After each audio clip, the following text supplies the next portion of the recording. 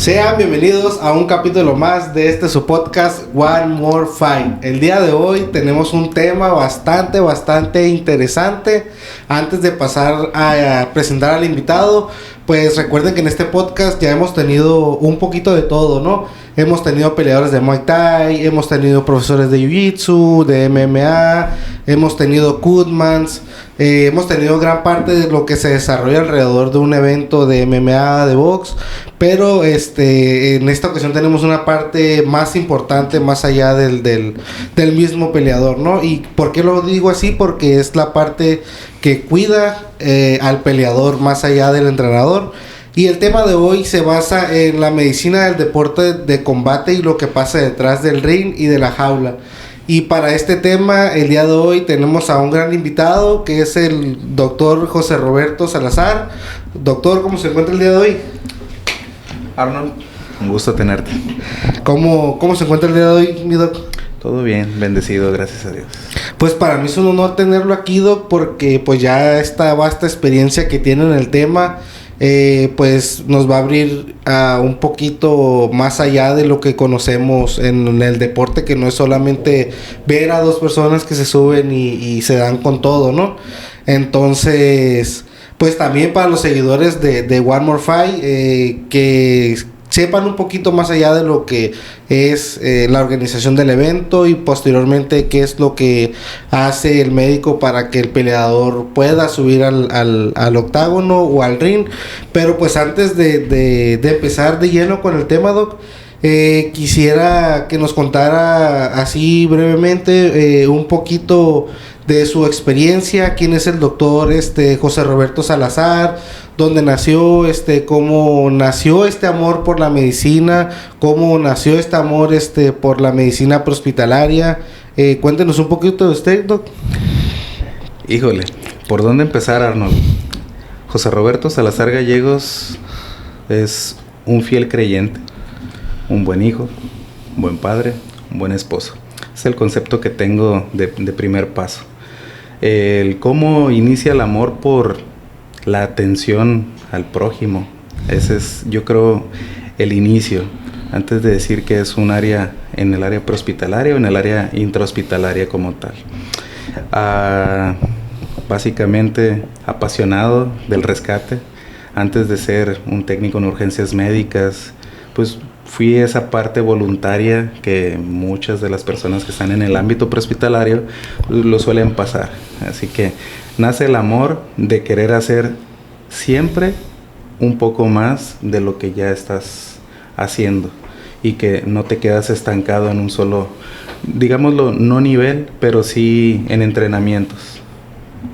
Dado las condiciones en las que llego a tener el contacto con el rescate en general, hablamos rescate en general, puedo decir como atención en áreas, no sé, agrestes, áreas de extremas, acuáticas, te puedo decir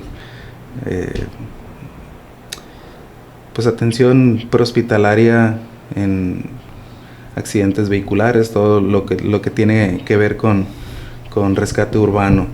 En otra de las partes, pues el área médica como tal es de ambulancia.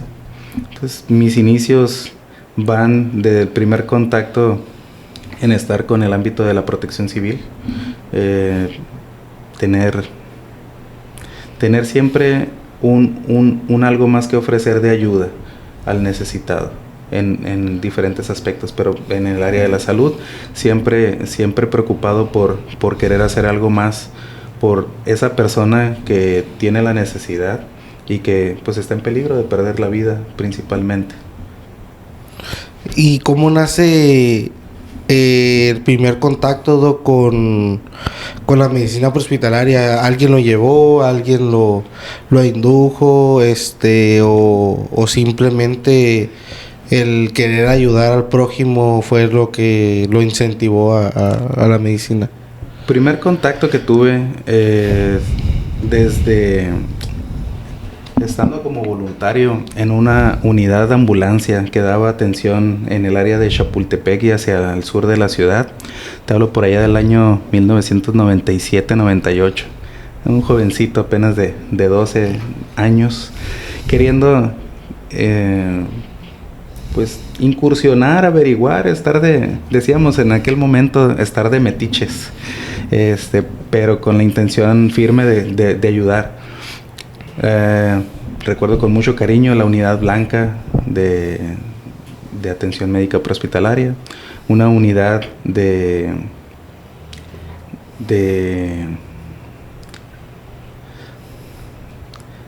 la Unidad Blanca de Respuesta a Emergencias Médicas, UBREM. De repente tengo una memoria tan lúcida y por momentos cosas como estos que son los inicios o los principios que dices, oh, no, nunca me voy a olvidar. Digo, hay cosas que sí están de nunca olvidarse, como es tu primer rescate, tu primera emergencia. Digo, condiciones de esas que sí las tienes siempre ¿no? Frescas, porque van siendo parte de lo que te hizo crecer en el momento. Hubo un par de entidades que fueron de apoyo para las autoridades. En aquel entonces estaba una ambulancia a la Comisión Estatal de Emergencias. Comisión Estatal de Emergencias. La Comisión Estatal de Emergencias. Ahí fue donde empezó su camino como... Ya como socorrista. Okay. De la mano de pues alguien que tenemos en común como amistad, José Luis Cosío, padre. Él fue una de las personas que me motivó a ser parte de un grupo altruista totalmente. Digo, ¿cuántos años tenía, me dijo? 12. Ah, ok, 12 años. Y hacíamos diferentes actividades. De aquel momento iniciaba también un grupo pues paramilitar, digámoslo así. La policía juvenil, la patrulla juvenil. Lo que usted era cuando inició con Cosío vendría siendo como juventud. No, juventud es específicamente de Cruz Roja. Nosotros teníamos pero era algo parecido, o sea, una parte de apoyo a protección civil, específicamente. Va. En aquel momento José Luis Cosío fungía como parte de la planilla de trabajo de protección civil de municipal, y fue donde me acerco a querer buscar cómo ayudar, cómo estar entrenado. Y recuerdo con mucho cariño a Salvador Gutiérrez Alanís, que fueron, creo yo, los dos mentores profesionales en cada una de las áreas, tanto como protección civil como en el área prehospitalaria. Salvador Gutiérrez Alanís, un técnico en urgencias médicas nivel intermedio. Hoy día tengo el gusto y honor de tenerlo todavía cercano. José Luis Cosío en aquel momento, salido de las fuerzas de sanidad del ejército mexicano, pues fueron para mí esas dos figuras que uno voltea y dice, quiero saber lo que ellos saben para aplicar sus conocimientos y poder ayudar como ellos lo hacen. De ahí vienen otras figuras. Paso ya la adolescencia, concluyo mi bachillerato. Mientras eso sucede en esos casi 4 o 5 años, hay las posibilidades de hacer cursos de primeros auxilios, básicos, avanzados. Mi primera aventura, yo creo que fue el hacer un PHTLS. ¿Qué edición? Sin ser técnico en urgencias médicas. Literalmente era socorrista. Te hablo de la 4ª edición. No, pues ya llovió, ¿no? Bastante. Te hablo Rosarito 2001, donde tuve la posibilidad de aventarme a hacer el curso, que figuradamente es que no tuvo una validez oficial. O sea, me dejaron hacer todo como si fuera un participante. Sin embargo, pues no tuve una acreditación por no ser mayor de edad. Sí. Es desde ese punto, ¿no? Pero toda la presión que sufrieron militares, Todo que fueron militares como tal, los instructores, muchos de mis compañeros, que con cariño les digo viejitos, pues fueron los partícipes, ¿no? De hacerme esa inspiración de querer un entrenamiento más avanzado. Sobre todo en el área prehospitalaria, en lo que todos piensan que todo es trauma, pero pues al momento de estar en el escenario de trauma, pues ahora sí que no cualquiera le atora la sangre al ver al paciente gritar, a ver los huesos expuestos, a ver los objetos empalados, o sea, estar bajo esa presión ahora sí que no cualquiera, y usted le entró al reto, y más que pues en esas ediciones del PHTLS todo era como muy militarizado, ¿no? Un gran quemado, imagínate eso. O sea, tuvimos un escenario de simulación como los que se hacían en aquellos entonces. Una parte o sección de la playa en el área de Rosarito detenida porque se volcó simuladamente un camión con gas. Imagínate, ¿no? Un incendio de un autotanque de esas magnitudes, con el escenario puesto de quemados, atropellados, accidentados en general, ¿no? El ir a hacer un triage en esa modalidad, todo un reto. Sí. Que hoy día yo sé que tienen muchísimo aprendizaje para, pues, las formas diferentes de entrenamientos, ¿no? Pero esos escenarios fueron de impacto para mí en esos inicios. Y se manejaban escenarios muy realistas, ¿no? O sea, así con maquillaje y todo el kit, ¿no? Y ahora sí que los monitores se ponían en su papel de víctima, ¿no? Sí. Totalmente. Oiga, entonces se empieza en la medicina prehospitalaria. ¿Cuánto tiempo fungió, no sé, arriba de una ambulancia a partir de usted ya ser un técnico en urgencias médicas? Y ahora sí, la pregunta que usted mismo dijo ahorita, creo que a muchos nunca se nos olvida nuestra primera emergencia, ¿no? Ya sea médica, o en mi caso como de bombero, de paramédico, pues yo tengo muy presente mis primeras emergencias. Ahora, ¿cuál fue su primera emergencia de alto impacto que usted recuerda? Primera emergencia de alto impacto. Como tal, más bien fue un rescate. ¿Un rescate? Un rescate de un cuerpo. Estamos en el 2001. Fuerzas de tarea en trabajo en conjunto de autoridades, bomberos, seguridad pública y algunas entidades de apoyo, haciendo recorridos por la playa. Un joven aledaño ahí al CONALEP tuvo pues la desfortuna de haberse metido al mar con la intempestad del mar y fue tragado por el mar. El cuerpo sale a los días y estando casi flotando el cuerpo a la orilla, me toca la parte de recorrido en ese rondín, con el apoyo de alguien en una unidad, un vehículo particular, pero que estaba en pos del apoyo, ¿no?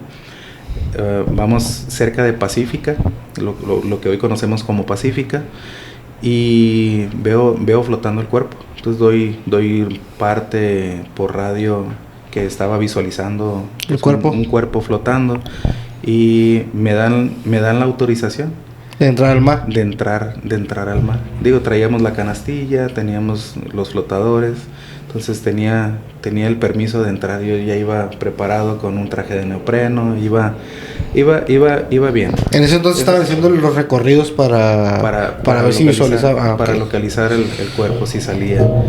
Afortunadamente, sí, después del tercer día fue que sale a flote el cuerpo, es arrastrado hacia la orilla, Y cuando doy parte, pues en el lugar de asentamiento de un mini centro de operaciones, pues estaba la familia también. En este caso me toca asistir a que el cuerpo lo jalo hacia la orilla. Y cuál es pues el momento, ¿no? Que llega la mamá, se abalanza sobre del cuerpo, estando yo por un lado. Digo, también la impresión, el olor, en ese caso ya pues, era putrefacción de ciertas áreas del cuerpo, mordidas de peces en el cuerpo. Eso impacta demasiado. Sí, yo creo que te quedas con eso, hasta con el olor te quedas 2-3 días, aunque ya se haya pasado, ¿no? Pero, o sea, yo creo que el impacto de ver como tal un cuerpo en ese estado, más aparte ver la familia cómo sufre, yo creo que eso es nunca, más cuando son tus primeras emergencias, nunca se quita de la cabeza. No se va. Yo digo, hasta la fecha, y más porque fue un joven conocido. Un niño en aquel momento, pues, que fue conocido. Entonces, impacta un poquito más. Sí, claro, Doc. Un poquito más. Digo, yo crecí ahí en el área de Punta Banda, ¿no? Pues, surfeaba, ahí nos la pasábamos, corriendo hacia las dunas, imitábamos a los militares que pasaban corriendo y ahí íbamos detrás de ellos trotando toda la bahía hasta el lado del Estero Beach, llegábamos a las piedras, regresábamos, rutinariamente nos metíamos al área de la lagunita. Ya se sabían todo el recorrido, ¿no? Todo el recorrido. Momentos de entrenamientos que tenía pues, de querer destacar un poquito en el surfing, era pues nadar y nadar y nadar. Esa era la consigna, y pues en todo momento, ¿no? Estábamos ahí prestos a la ayuda. Entonces viene que el incidente pues dan aviso que hubo un ahogado.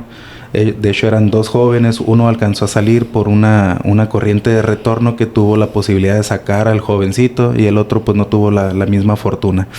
Entonces, parte de haber estado por ahí enrolado y queriendo ayudar, pues es que me acerco a esta patrulla en rondines como para ayudar y decir, ¿sabes qué? Pues sí, podemos ayudar. Yo entro, ¿no? Aparte conocías el área, ¿no? O sea... Sí, totalmente. Todas las 8 corrientes que están casi la mayoría del tiempo en esas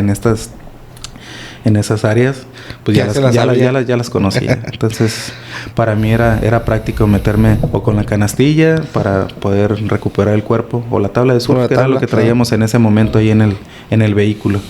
Y digo, momentos que pasan así se quedan siempre. Ese fue el incidente de los primeros que recuerdo, y a partir de ahí, pues en su trayecto de medicina prehospitalaria y todo esto, ¿qué lo motiva a ser médico? O sea, y también me imagino que es querer aprender un poco más de la medicina, tanto porque ya fue paramédico y todo esto, pero más allá, pues ayudar al prójimo, y ¿qué otra cosa más lo motivó para entrar de lleno a la medicina? Estando en la adolescencia, tuve la pérdida de mi abuelo materno. Él sufrió un infarto. Sabrás que en todo momento alguien que empieza con los primeros auxilios, la mayoría de veces lo que te enseñan es RCP. Entonces, yo busqué la forma de poderme entrenar un poco más, porque yo quería que nadie se me fuera de las manos, si es que tenían las posibilidades de estar yo allí y poder dar una RCP de calidad. Digo, lo fui teniendo conforme fue avanzando el tiempo, ¿no? Pero en aquel momento me hubiera gustado a mí haber estado en el momento en el que mi abuelo sufrió el infarto. Digo, impactante que a un jovencito le digas, ¿murió tu abuelo? ¿Y de qué murió? Pues de un infarto. ¿Y qué? ¿No hicieron nada? ¿Lo alcanzaron a llevar al hospital? No, pues no se pudo hacer nada. Y ese no se pudo hacer nada, pues para mí se convirtió como en un reto de buscar algo que sí se pueda hacer. Obvio, digo, ya hoy con los conocimientos y el entrenamiento que tengo, pues me doy cuenta que hay ocasiones y hay escenarios en los que si no tienes un desfibrilador automático o un desfibrilador manual que lo sepas utilizar, pues definitivamente ese corazón no se va a poder echar a andar. Las dos formas en las que funciona el corazón son mecánicamente y eléctricamente. Entonces, una forma en la que eventualmente sabes que si se detiene el corazón por algún momento o entra en un momentum de fibrilación, es que necesariamente ocupas pues un desfibrilador para darle una descarga y volverlo a su ritmo habitual.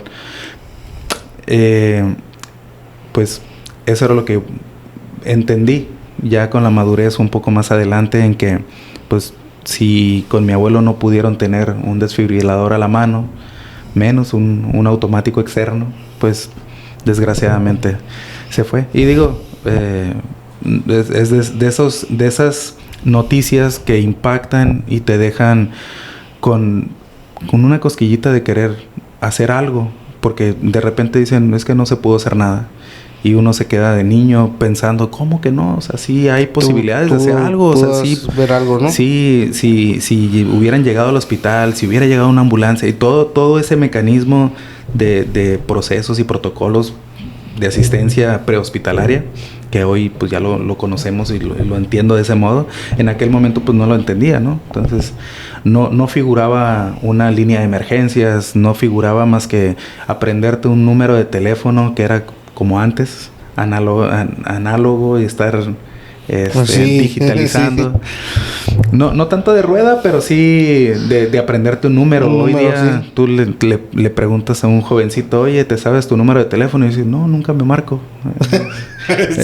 Oye, ¿te sabes el teléfono de no sé, de un tío o de tu tía, de la casa de tu tío? No, pues no.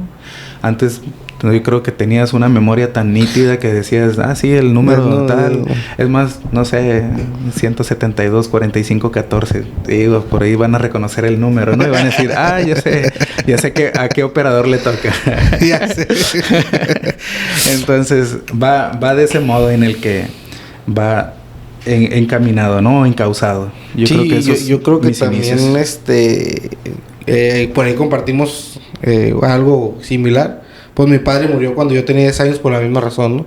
Y ahí me tocó ver todo lo que se hizo y entonces yo también tengo esa idea y por eso, y parte de eso fue por lo que también decidí ir más allá, ¿no? Ya cuando tuve la oportunidad de ser mayor de edad y todo esto. Y aparte también una de las cosas que ya fue como que ahora o estudias esto o fue que en un servicio pues un compañero mío sufrió un infarto. Primero fue un EBC, lo que después encadenó a una parada cardíaca, ¿no? Me imagino que ya sabe quién es, ¿no? Sí, un saludo. Entonces, parte de eso ya fue como que, pues órale, hay que estudiar, ¿no? Porque si no hubiera llegado la respuesta oportuna, pues estuviéramos hablando de un pasado. Era bien buena onda. Era buena onda el cabrón. Saludos. Entonces, Doc, después de todo esto, de las motivaciones, de salir adelante, ¿cómo llegó el momento, cómo decidió entrar al mundo del boxeo, del MMA, de la lucha libre, de todo este espectáculo? ¿Cómo fue la invitación para usted de estar ahí como médico? Llego por invitación a la comisión, una invitación de un comisionado. El comisionado era Campa.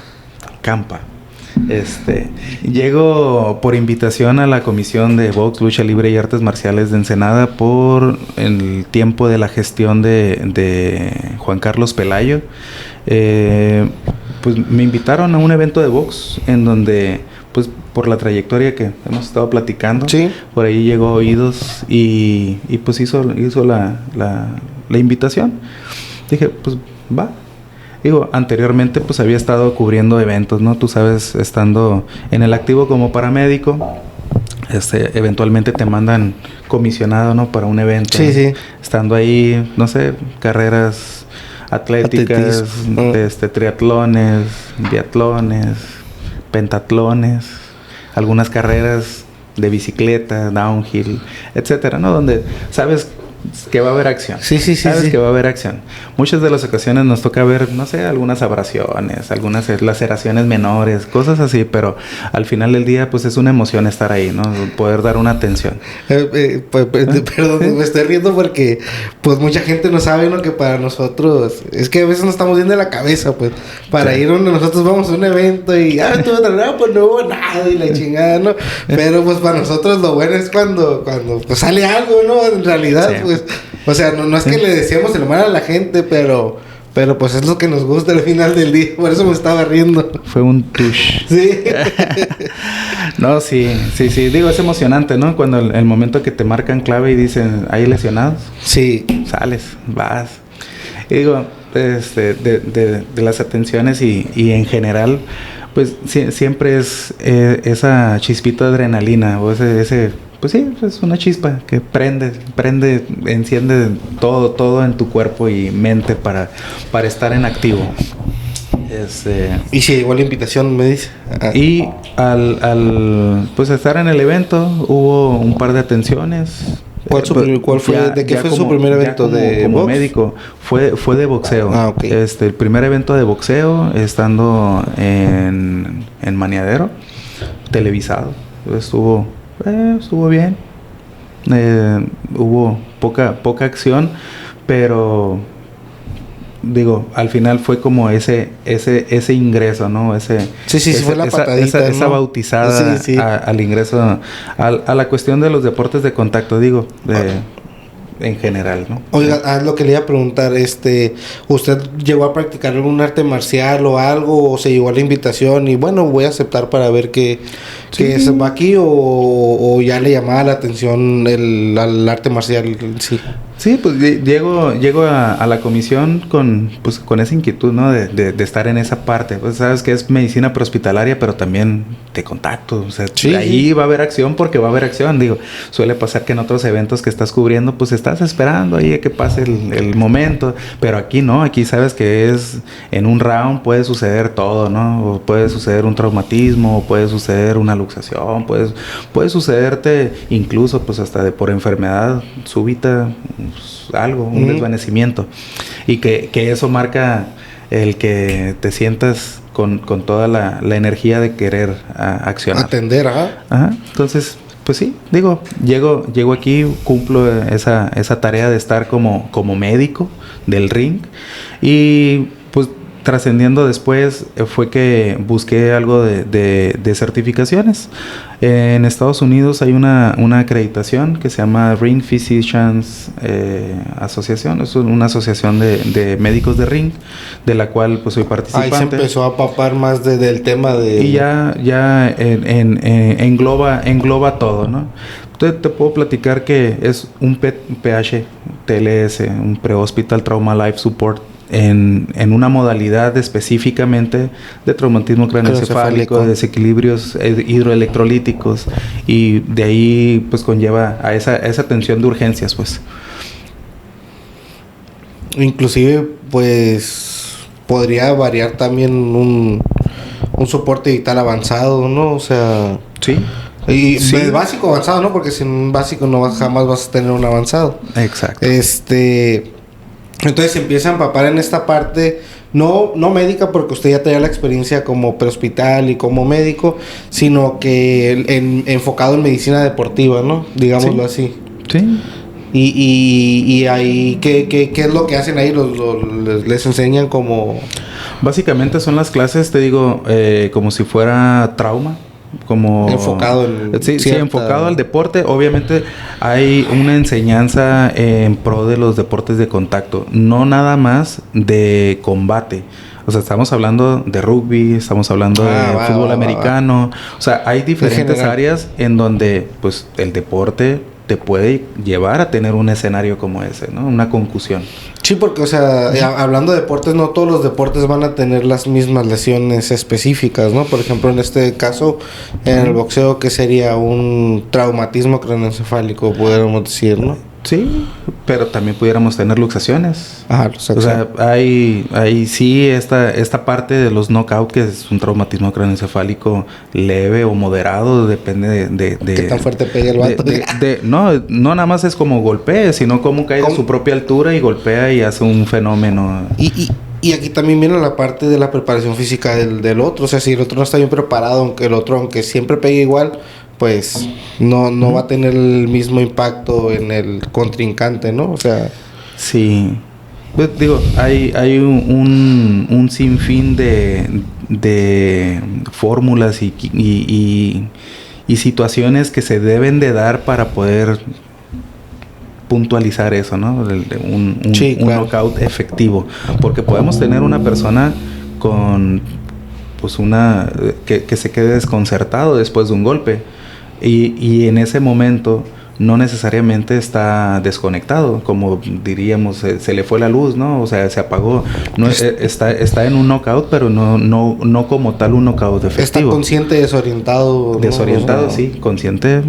Porque te está contestando, está alerta, ¿no? Está alerta. Ajá. Entonces, si hacemos una mnemotecnia de ADVI, por ejemplo, pues tendríamos que a lo mejor lo estás viendo que está parado, pero tú le hablas y no te va a responder.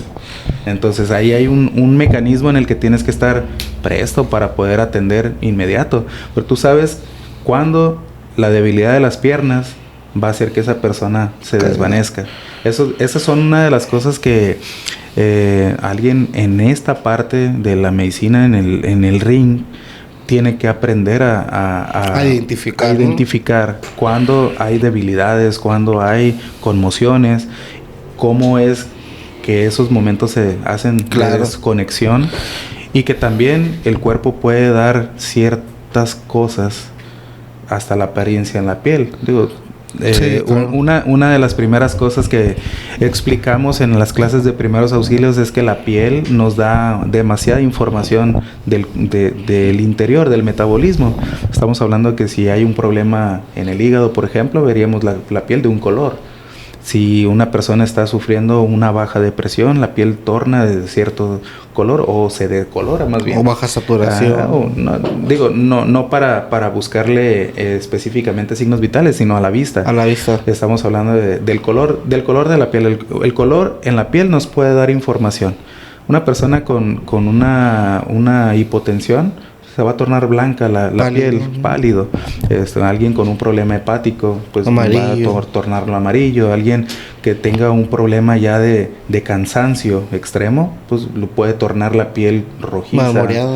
Rojiza, marmoleada. Puede que una persona con hipotermia empieza a ponerse de un colorcito azul. Y alguien que tiene un problema de respiración o de disminución en la oxigenación puede tornarse hasta como en las caricaturas, ¿no? Morado. Entonces, la coloración la podemos identificar. Algo válido es apoyarnos de lo visual en las luces que están alrededor para poder identificar esos factores. Digo, antes de subir al ring a un peleador a pelear como tal, ya sea en cualquiera de las disciplinas, es que tengan una condición física, que tengan una preparación, pero también ver cómo llegaron de esa preparación. No nada más el tener de una presentación, dar el peso y ya estuvo, ¿no? Hay que buscar intencionadamente si esos peleadores vienen con algo de colmillo, algo retorcido por ahí. Ese es a lo que iba, nos regresamos un poquito al tema desde el principio. ¿Qué revisa el doctor o qué hace? ¿Cuál es la función exactamente del médico de la comisión? Hablemoslo paso por paso para la gente que nos está viendo en casa, que sepa exactamente cómo se maneja lo que es el evento de, ya vemos la lucha libre, boxeo, MMA. ¿Qué es lo que hace el médico antes, durante y después del evento? Antes, ¿qué nos podría decir aquí a la audiencia que nos está escuchando o que nos está viendo desde casa? ¿Qué es lo que hace un doctor médicamente hablando antes del evento? ¿Qué es lo que usted tiene como doctor qué acreditar para que ese peleador pase al siguiente, digamos al siguiente paso, que ya sería el pesaje o la pelea? ¿Qué es lo que usted revisa como médico de comisión? Cuando tenemos una programación de un evento, hay trabajo. Es previo del evento, previo del pesaje todavía, el poder identificar si los peleadores que están en el momento puestos en una cartelera, que tengan un registro válido, que estén avalados profesionalmente por su entidad de origen, que tengan pues una validación, un respaldo, si es que no son debutantes, que ya ver el palmarés de las peleas que tengan. Hablando, si nos vamos a una disciplina en específico, te hablaría del box, porque es como lo más completo que te puedo decir ahorita, en este momento, que es casi el lineamiento más amplio que tenemos en nuestro reglamento municipal. Buscar el antecedente de esa persona. Si viene a un debut o va a debutar un peleador, un boxeador en este caso, buscamos su carrera amateur y que lo avale una entidad. En este caso, pues tenemos a una entidad que es el Comité de Box Amateur de aquí de Ensenada, por ejemplo. Hay otras entidades que también nos mandan algún registro como para darle una validez, que al final del día buscamos que el peleador esté en las condiciones de conocer el deporte, porque pues es un deporte que tiene reglas y que conozca, no que sea alguien que de repente dicen, oye, pues lo miré pelearse en la calle, vamos a subirlo porque tiene buen punch. No quedó estos albañiles ahí. Y ya tiene esa parte, ¿no? O sea, necesariamente tiene que estar avalado por un organismo que, aunque amateur, le pueda validar que pues ha entrenado con alguien que le sabe explicar técnicas, disciplina, que las reglas básicas del boxeo, por ejemplo. O sea, que todo eso lo investiga usted como doctor. Claro. Sí. O sea, usted revisa, no sé, supongamos que el peleador no es que el boxeador no es debutante. Ajá. Usted busca el registro si el peleador viene de derrotas, de victorias. Desde luego. Si no sé, sí, pues una racha o algo. O sea, usted como médico se encarga de esa parte. Lo primero, antes de saber que yo me voy a presentar en un evento, a estar viendo cómo dos se disputan, a veces hasta pues es la salud. Se están disputando la salud. Porque el que golpea más es el que menos, el que golpea más, al que se le golpea más, menos salud tiene. En ese entendido, pues es mi deber poder buscar que esa persona se vaya lo menos lastimado posible.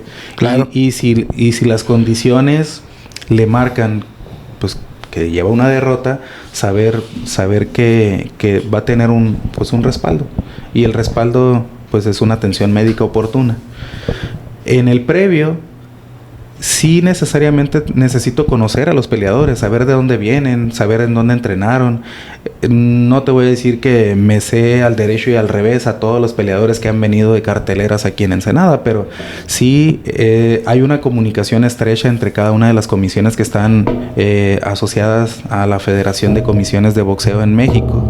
Y pues existe una comunicación directa, tanto entre médicos de ring como comisionados, como presidentes de comisión. Es por ello que cada que anuncian que van a abrir una cartelera y tenemos un nombre y un registro, ese nombre y registro voy y lo busco intencionadamente. Hablo directamente con la comisión de origen, hablamos, no sé, de un municipio, ciudad, Victoria Durango, por ejemplo. Si viene un peleador de ese origen, pues hablo directamente con la comisión y pregunto si ese peleador, para empezar, tiene su licencia vigente. Si tiene su licencia vigente, para mí es una aprobación de que ya la comisión de origen hizo su trabajo de hacer una aptitud médica, de condición física y obviamente que el deporte sea acorde a lo que viene, ¿no? Porque podrán tener como en Ensenada que albergamos las 3 entidades, box, lucha libre y artes marciales mixtas, y puede que tengas un peleador de box que de repente diga, no, pues tú tienes un registro y tienes una licencia, vete a pelear pero artes marciales mixtas. Entonces, esa configuración no es válida. Y ahí es donde el trabajo de uno en la comisión se tiene que hacer de ese modo, buscar que vengan reglamentados y que vengan con la documentación como es. Esa es una parte importante. Buscar sí que tengan un registro, que tengan la condición, y obviamente buscando en esos registros, si tienen un récord, por ejemplo, de los boxeadores, hay una entidad que se llama Récord de Box o BoxRec. Y en esa plataforma pues nos damos cuenta de cómo han sido sus últimas peleas, o todas sus peleas ahí vienen registradas. Incluso hay un apartado para buscar las peleas amateur. Entonces tú tienes un peleador que tiene 300 peleas de box amateur y de repente debuta y tiene 4 perdidas al hilo. De repente dices, oye, pues si en su carrera amateur tenía mucho, entonces quiere decir que a lo mejor se le puede dar una oportunidad. Pero si tenemos un récord nulo en amateur, o no existe un récord fidedigno que podamos revisar, y de repente se me presenta en una cartelera con una persona que va a hacer un debut y tiene 8 peleas perdidas, las últimas, y todas en el primer round, una por nocaut técnico, otras por nocaut, otras por... Y que se hace el muertito. Y que hacen ahí ciertas cosas. Eso estuvo bueno. Que de repente dices, oye, el registro de récord que tiene, pues no me es válido. Por eso que yo como autoridad hago que no se dé esa pelea. Más allá de decir no, es cuidar la integridad física de la persona. De los dos. Porque como autoridad, yo lo que tengo que buscar primero es un equilibrio entre tres entidades. La primera es el público, porque estamos en un evento que es para el público y que se cobra para que el público disfrute de un evento. La segunda es el peleador. Y la tercera, la promotoría. O sea, que haya esa igualdad de fuerzas que no me hagan perder a uno de esos. En la entidad con el público, pues es cuidar que haya una cartelera que sea acorde a lo que se esté presentando, ¿no? En cuestión de los promotores, pues que presenten toda cosa que vayan con lo legal. Que tengan sus permisos, que hagan todo lo conducente para que pueda darse una buena función. Y de los peleadores, obviamente, que tengan pues un buen palmarés para que puedan dar un buen espectáculo. Un buen espectáculo. Que al final del día, sea en el área, yo lo veo como deporte, pero muchas personas lo ven como pues un evento. Y en el evento, pues tú sabes que hay entradas, gastos, y en eso merma el que un peleador de un buen palmarés te pida un ingreso y que no le puedas dar el equilibrio a eso por querer acaparar un poco más. Muchas de las veces sucede eso, ¿no? Con los promotores que buscan una forma no de desprenderse de dinero, pero sí de cuidarlo, ¿no? Entonces, muchas de las ocasiones pueden hacer cosas malas que parecen buenas, y muchas de las veces también cosas buenas que aparentan ser malas y que resultan en un buen ejercicio. Sí, claro. Por ejemplo, Aido, una vez que usted ya revisó el registro del boxeador, en este caso, que tiene su licencia, ¿qué continúa para usted? Que es revisar que el boxeador esté en óptimas condiciones de salud, o cómo se le podría decir, a la toma de los signos vitales. O sea, usted a la toma de los signos vitales, ¿qué signos vitales son los que se revisan? Y cómo usted, por medio de los signos vitales, puede determinar si el boxeador, en este caso, o el peleador de artes marciales mixtas, pueda pelear o no pelear. O sea, ¿en qué se puede basar usted? Sabiendo que pues vienen de una deshidratación previa, la mayoría de los peleadores de MMA y de boxeo, pues hacen lo que es el corte de peso, y pues llega a variar en los signos vitales, sobre todo a veces en la presión arterial, por la deshidratación en esta parte pues de los riñones, ¿no? Que se hacen más pequeños. ¿Usted toma en cuenta esa parte? ¿O qué es lo que hace usted como para decir, en base a la toma de los signos vitales, que el peleador puede seguir en la cartelera, o de plano hay que detener?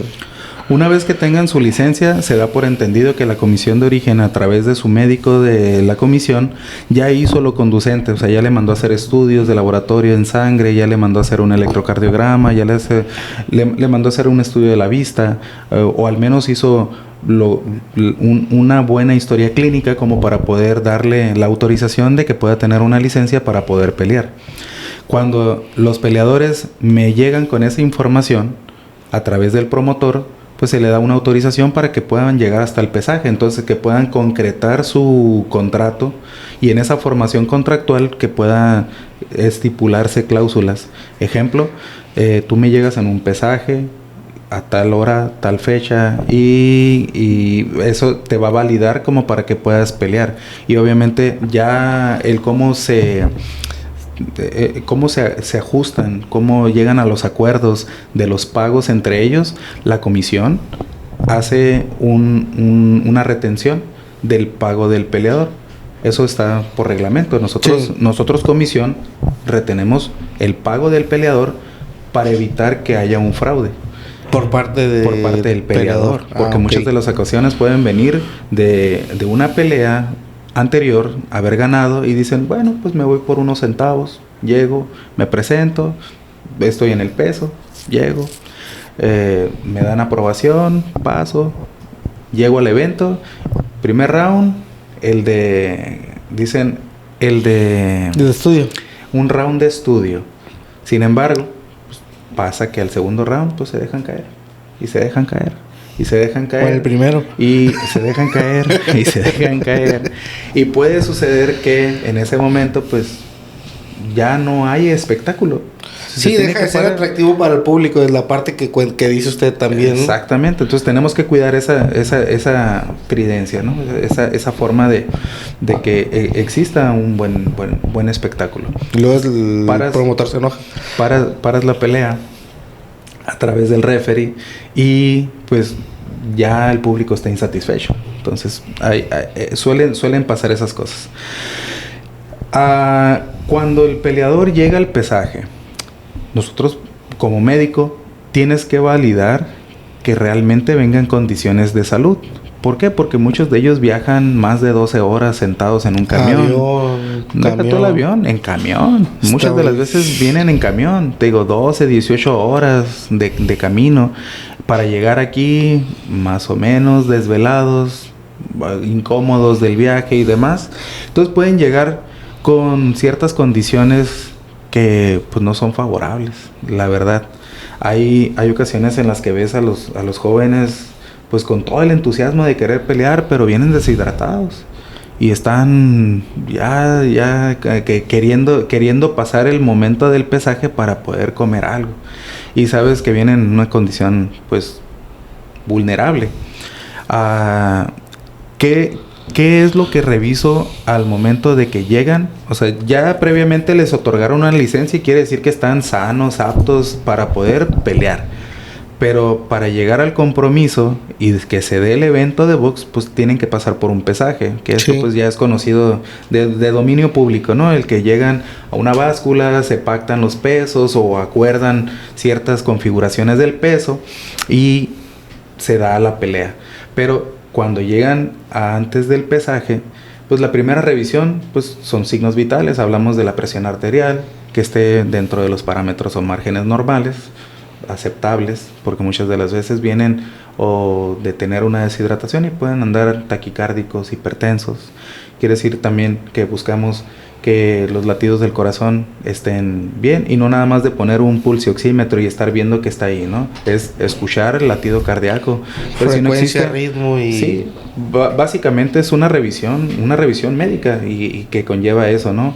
Buscar de la saturación de oxígeno, estar buscando en escucha los latidos cardíacos, estar viendo cómo viene la turgencia de la piel, si no vienen en una deshidratación severa, ver cómo, o sea, el abordaje de la entrevista es importante porque ahí es donde te das cuenta cómo llegaron a bajar el peso, por ejemplo. O su estado neurológico se puede llegar a ver. En toda esta forma de entrevista hacemos también una validación de los pares craneales.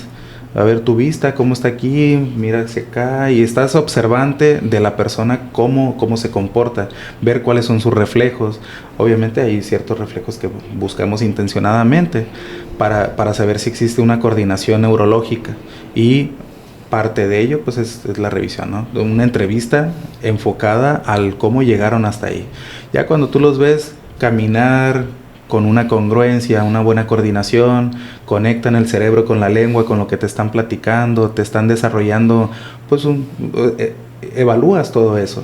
Estás evaluando cómo su vista, cómo no se pierde, la hidratación de las mucosas, todo eso lo estás evaluando como para poder determinar si ahí hay otro filtro, otro filtro, o de plano es continuarle, ¿no? Digo, tenemos muchos ejemplos en la actualidad que incluso arriba de la báscula están en una excelente forma, pero bajando de la báscula y al querer caminar ya van con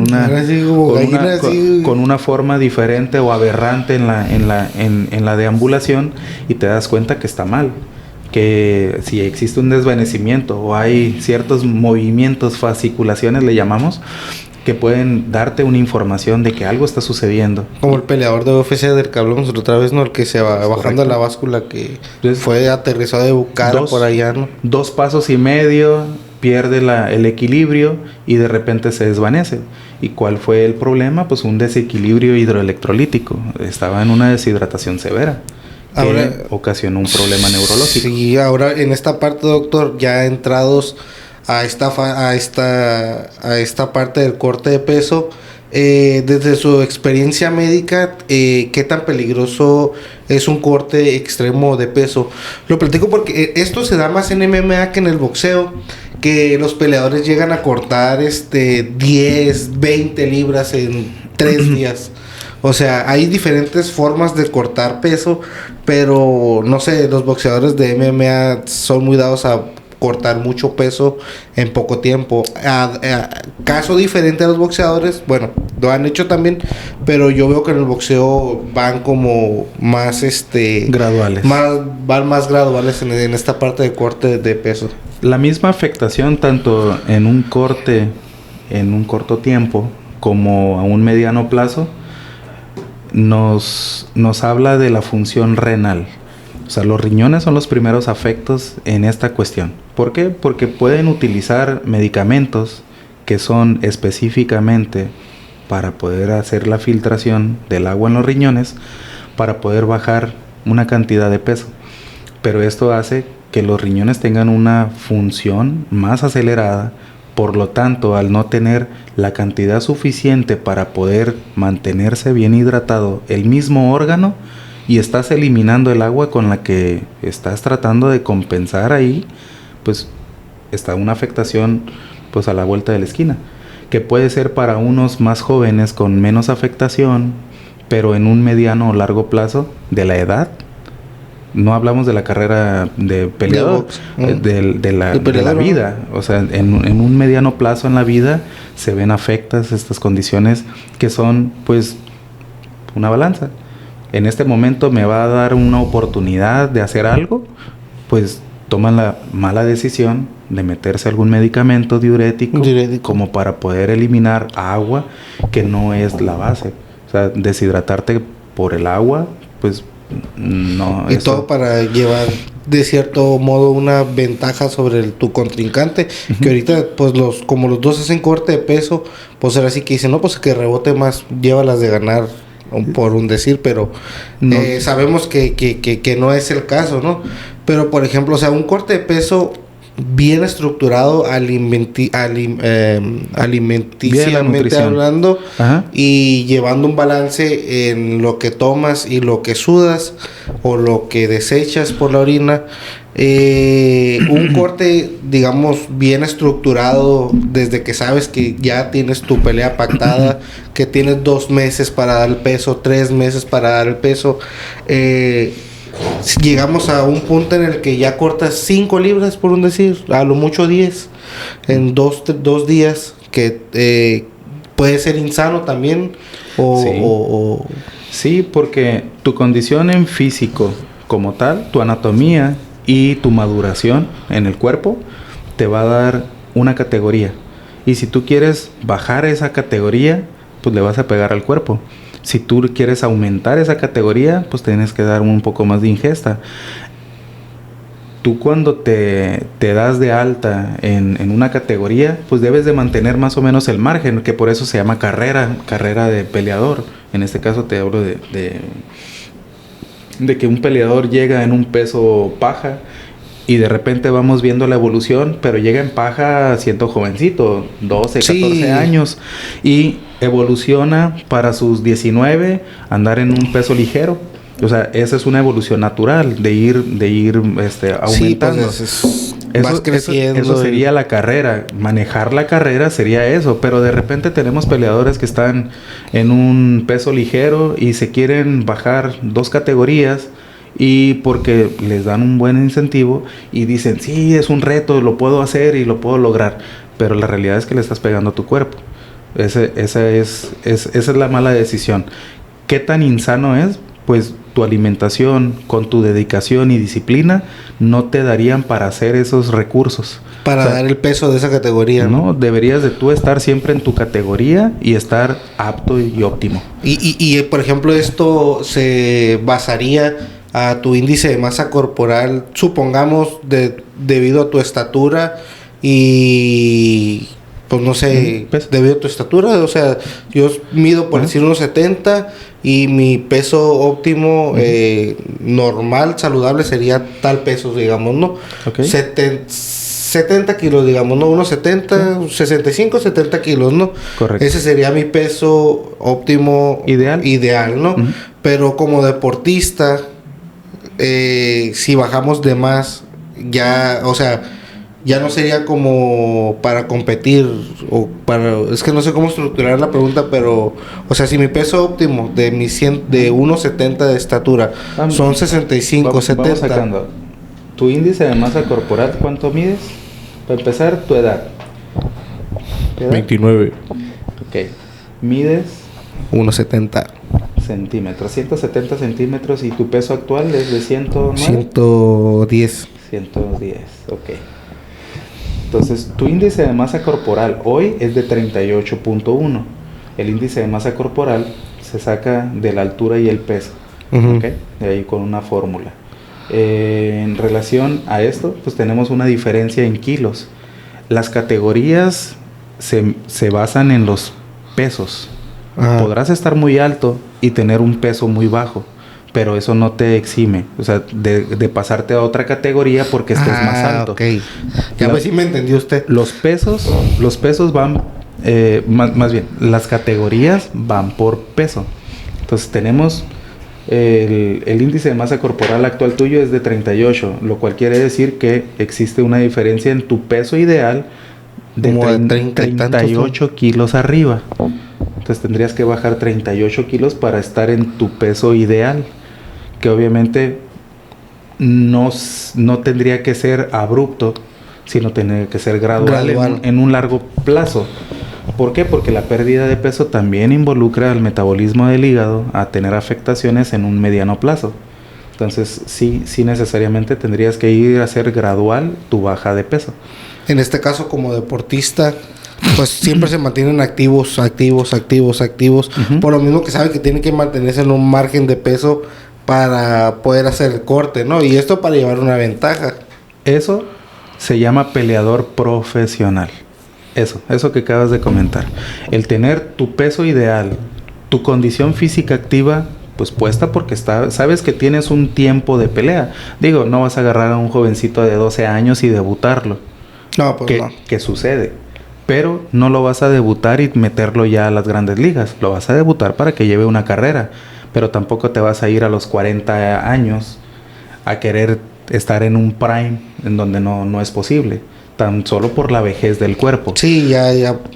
Todo ese margen, todo ese gap de edad, desde los 13 hasta los 39, pues te da para poder hacer una carrera. En todo ese tiempo debes de planificarlo.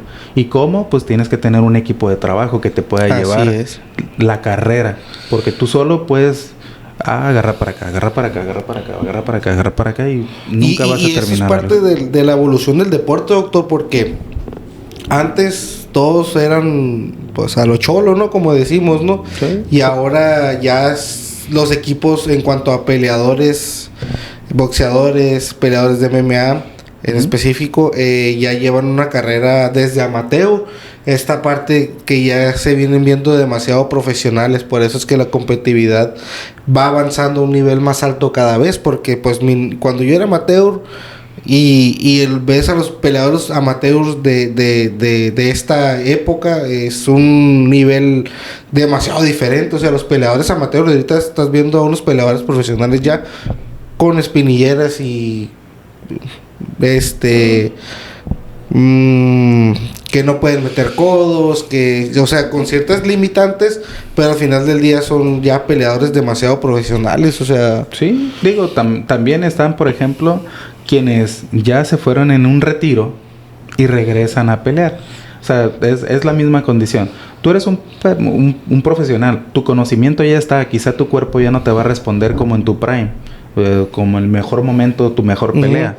Pero está esta forma de poder generar ingresos a partir de tener esa modalidad. Pelea, esa modalidad, aunque digan es de exhibición, cuando no existe algo, una pelea de exhibición no existe.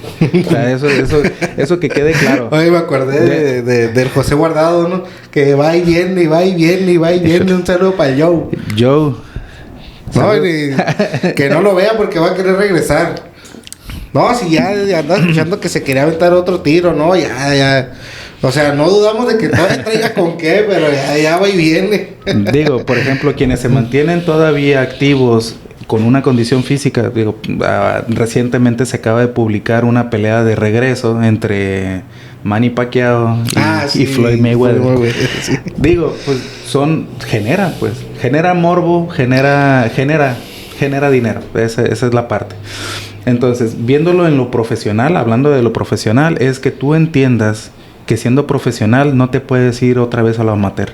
O sea, tú no te puedes regresar a estar queriendo pilotear, o más bien participar en el área amateur cuando tú ya eres un profesional y que llevas una carrera hecha, ¿no?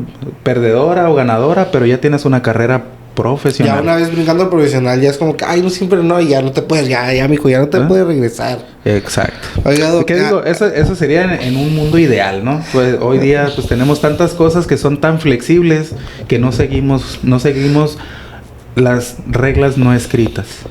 Por ejemplo, ya para pasar a la siguiente pregunta, por ejemplo, fuiste profesional en MMA, pero sabes que voy a regresar, pero ocupo foguearme otra vez en el deporte.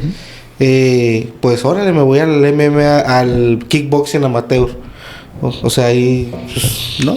Digo, te puedes mantener en una escuela dando clases y eso te va a mantener activo, pero si tú quieres generar como esa idea de que vas a regresar a un prime, no, o sea, son muy pocas personas las que lo logran, ¿no? Que ya lo lograron haciendo disciplina, sacrificios, esfuerzos sobrehumanos. Sacrificios sobrehumanos, porque es privarte de muchas cosas que son las que te llevaron a llegar a ese punto.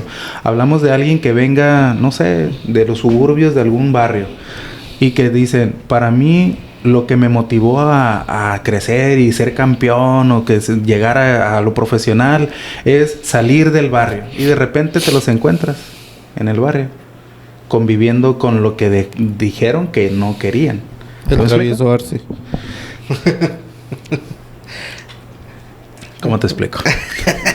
Oiga, Doc, por ejemplo, en esta parte de los cortes de peso, en su vasta experiencia ya que tiene como parte de la comisión, ¿alguna vez ha visto casos donde el corte de peso ponga en riesgo la vida de algún peleador? En Ensenada no he visto ninguno que haya llegado con esa situación de llegar con un corte por debajo del peso. He visto quienes han llegado a la báscula y pues tienen un contrato y son nombres ahí puestos que pues he tenido que dar el visto malo para que se dé la pelea y se cae la pelea. Ahí sí. Pero en condiciones de un un desequilibrio hidroelectrolítico, que me llegue allí con una desorientación. No. Hemos tenido algunos peleadores que igual no, o sea, han llegado a querer buscar un espacio. Es decir, hay un pesaje y llega gente de muchos lugares y de repente dicen, oye, se le cayó la pelea a fulanito, pero aquí traigo uno de emergente. Entonces, esas situaciones en otros lugares, en otro país... allá en Japón. No, Japón son demasiado estrictos. No, por allá en otro lugar. No voy a decir alguno en específico porque tengo amistades por todos lados que quizás después me etiqueten allí, ¿no? Pero en otro lugar, en otras modalidades, les dan entrada. O sea, hay oportunidad. Pero ahí, pues es un volado. ¿Por qué? Porque traes a una persona que no tiene a lo mejor tu certeza de que sea peleador para empezar, de que tenga sus papeles en regla, que tenga el entrenamiento adecuado para llegarle ahí y dar el peso.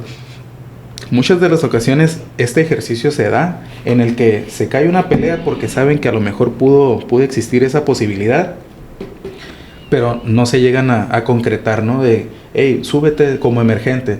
Normalmente pedimos que venga otro peleador y muchas de las ocasiones son peleadores locales que están en las condiciones físicas, conocen, que ¿no? Llegan, que sabemos como comisiones locales, que son Tijuana, Mexicali, en este caso reciente, Tecate, Rosarito, que pueden mandarnos un peleador con las características en el peso y que puedan ser para que el peleador foráneo que hizo el sacrificio de llegar, a lo mejor hace un peso pactado, ¿no? Ya para que dé perdado. Ahí sí hay manera flexible porque pues ves el esfuerzo que trajo otro peleador de otro lugar. Y aquí es donde se cuida esta parte de público con acá y con la promotora, ¿no? Exacto.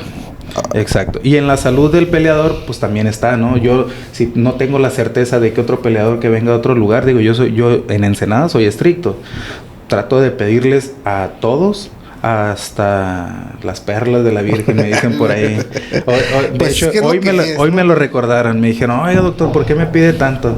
Saludos, Jesús Aguilar. ¿Por qué me pide tanto?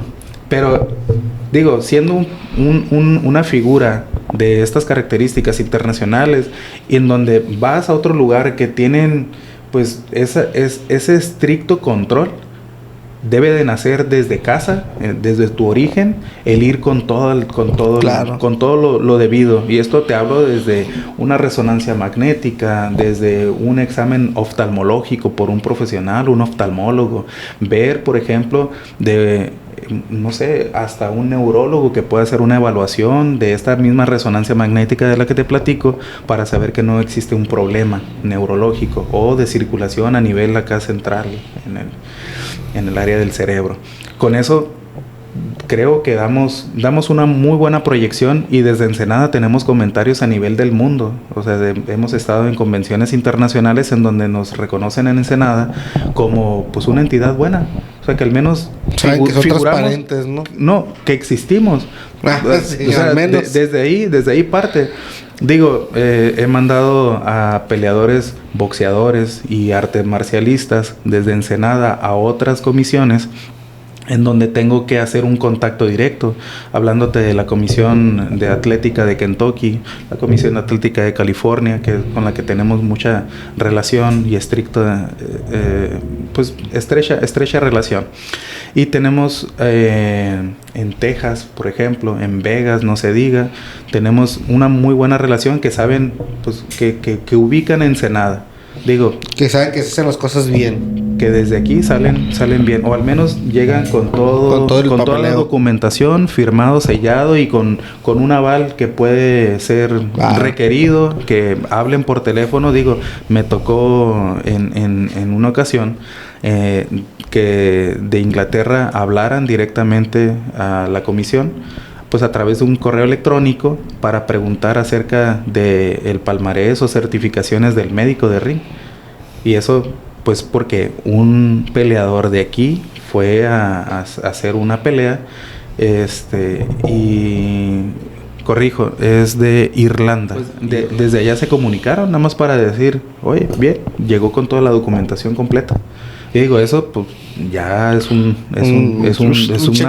una palomita bastante buena. Y que, por ejemplo, de las comisiones, al menos en México, el formato que nosotros tenemos de salida médica fue modificado por la Comisión de Ensenada, presentada en un Congreso Nacional y aplicada a todos los municipios y todas las comisiones en México.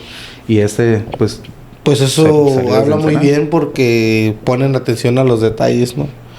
Que muchas personas por el dinero no lo hacen. Así es. Vamos a pasar a la siguiente pregunta, mi doc. Ya hablando específicamente del peleador arriba del ring, ¿qué señas observa usted para poder detener una pelea, para decir este peleador ya no puede seguir? Durante el combate, lo mismo que el referee. Lo mismo que está observando el referee es lo mismo que estoy observando yo. Que los dos peleadores tengan sus guardias arriba, que estén visiblemente activos, que estén proponiendo el combate. Cuando existe que de uno de ellos dos hay un retroceso, que no sea técnico, porque pues puedes estar haciendo una técnica en reversa, un boxeo pues hacia atrás. Ejemplo, ver cómo es su pisada, cómo están sus músculos, cómo puede existir una debilidad. Desde ahí partimos en analizar cómo se está dando el combate. Si existe una estrategia en la que, pueden desmayar la guardia, hacer ciertos movimientos que son a veces como de confusión para el contrincante, pensando que pues ya lo debilitaste y puedes ir en el ataque. Uno como médico tiene que estar atento a esos momentos, porque puede que eso que finge se convierta en todo lo contrario. Que sea verdad. Exactamente, que sea verdad y que te ocasione tu acción. Después de que el referee para la pelea por, knockout técnico, o en MMA por una sumisión en donde el peleador a lo mejor quedó inconsciente, o a lo mejor que no quedó inconsciente, pero que miramos ahí que no sé, alguna estrangulación donde no quedó del todo dormido, pero sí sabes que quedó tocado por la estrangulación. A pesar de que el referee haya parado la pelea médicamente, ¿qué revisa usted en el peleador para identificar que tal vez el peleador o necesite asistencia de emergencia, o únicamente una revisión en el ring? Último evento de artes marciales mixtas en Ensenada, última pelea, último momento donde estuvo por una sumisión por anaconda. Pierde el estado de alerta el peleador local. Inmediatamente abro la puerta, me voy directamente sobre del peleador para primero evaluar lo básico, la vía aérea. O sea, si la vía aérea está permeable, tenemos entrada y salida de aire, entonces a retirar bucal y observar que pueda regresar. Una sumisión es en un entrecorte o un detenimiento momentáneo de la circulación a nivel de cabeza. Entonces, lo primero que tienes que ver es que recupere esa coloración y que eventualmente lo que se desarrolla por inercia o por estimulación nerviosa de algo que parece una convulsión, o que puede parecer movimientos aberrantes musculares, incluso se podría decir que después de ese momento puede haber un reflejo de acción tardía, porque perdió el conocimiento y se quedó con la idea de tirar un golpe, y de repente puedes estar ahí haciendo la evaluación, despierta, golpea, o hace combativo, o simplemente agarrarte un pie y tratar de imaginarse que está todavía en el combate cuando ya no está inactivo. Entonces lo primero pues es hacer una evaluación simultánea mientras vas al paciente, en este caso al peleador, y evaluar esto, ABC. Después, porque yo estaba ahí cuando usted le empezó a hacer preguntas, estaba pegado yo en la malla y le preguntaba, no sé si usted conocía al peleador, Porque creo que le preguntaba algo de su papá, ¿no? Que si... Sí. Que creo que son amigos, ¿no? Ubicas dónde está tu papá porque su papá estaba viéndolo. Si Ok, él sí. me podría ubicar dónde estaba su papá, quiere decir que su estado de alerta estaba bien. Ok. En este caso usted hizo preguntas específicas al para peleador. ver si su estado Neurológico estaba bien. Activo. Y a pesar de que pues quedó inconsciente durante segundos, a partir de ahí, ¿usted qué le recomienda al peleador por el simple hecho de haber cortado esa irrigación sanguínea al cerebro? ¿Se recomienda reposo? ¿Se recomiendan estudios? ¿Qué le recomienda usted al peleador? Como todo peleador profesional, que lleve su estricto control de revisión médica cada 3 meses. ¿Por qué? Porque está sujeto a que hubo algo intempestivo que cortó la circulación. ¿Puede tener un daño neurológico? Sí lo puede tener.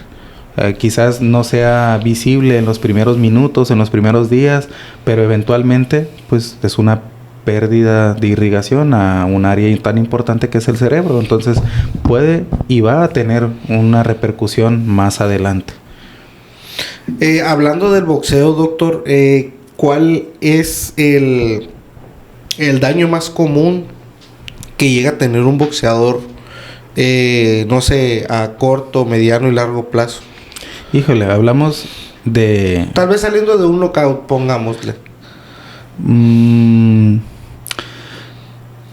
Hoy día vivimos en una situación de estudio sobre el estado emocional de los peleadores. Entonces, más allá de pensar que hay un problema cardíaco, un problema del metabolismo, puede haber depresión que los puede llevar al suicidio. Eso creo que es lo más importante actualmente. Pero por ¿qué sería? ¿Por los golpes o por la forma en la que se perdió el boxeador? Simplemente por la pérdida del combate. La pelea. La pérdida del combate. Todo tiene que ver con las herramientas que tenga para manejar. De un tema que estábamos hablando yo y Javier, de un peleador de UFC llamado Terry Etim, que peleó contra Edson Barbosa en un knockout, de los mejores knockouts que yo he visto en UFC, de una patada giratoria, en donde estábamos hablando yo y Javier. Yo no sabía, el peleador cayó en una depresión muy fuerte después de ese knockout, y se quitó la vida, ¿no? Se quitó la vida el peleador después de ese tiempo. Y aquí voy a hacer trabajar al editor. Le voy a enseñar el video, no sé si lo ha visto. Pero aquí les va a aparecer a lo que lo están viendo. Pero yo se lo voy a enseñar aquí al doctor para que vea la belleza de knockout. A ver, va a ser...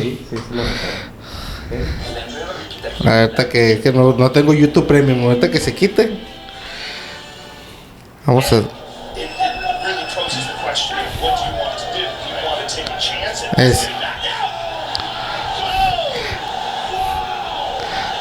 Por ejemplo, aquí neurológicamente, ¿qué podemos ver en el peleador que quedó tirado en el suelo?